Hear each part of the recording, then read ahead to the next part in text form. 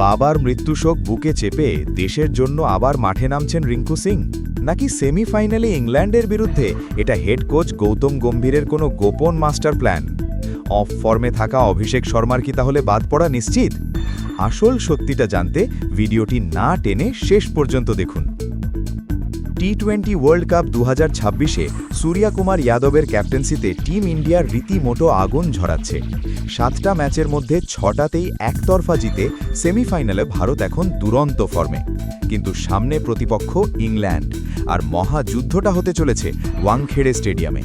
এই high voltage ম্যাচের ঠিক আগেই ভারতের সবচেয়ে বড় খবর হয়ে দাঁড়িয়েছে রিঙ্কু সিংয়ের কামব্যাক স্টোরি। টুর্নামেন্টের মাঝপথেই বাবাকে হারানোর মতো এক মর্মান্তিক শোকের মধ্যে দিয়ে গেছেন রিঙ্কু, কিন্তু সেই শোককে শক্তিতে পরিণত করে দেশের ডাকে তিনি আবার ফিরতে চলেছেন। হেড কোচ গৌতম গম্ভীর নিজে রিঙ্কুকে স্পেশাল অপশনাল প্র্যাকটিসে ডেকে নিয়ে এক বিশাল ইঙ্গিত দিয়ে দিয়েছেন। আর গম্ভীরের এই সিদ্ধান্তে যদি রিঙ্কু প্লেইং 11-এ ঢোকেন, তবে নিশ্চিতভাবেই কোপ পড়তে চলেছে অভিষেক শর্মার উপর। কিন্তু দাঁড়ান, আপনি যদি ভাবেন যে শুধু রিঙ্কু এলেই ভারত ইংল্যান্ডকে অনায়াসে উড়িয়ে দিয়ে ফাইনালে উঠে যাবে, তাহলে একটু রিয়ালিটি চেক দেওয়া যাক।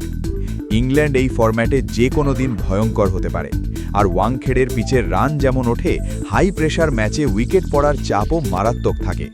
রিঙ্কু এক চরম মানসিক ট্রমা কাটিয়ে এই সদ্য মাঠে ফিরেছেন।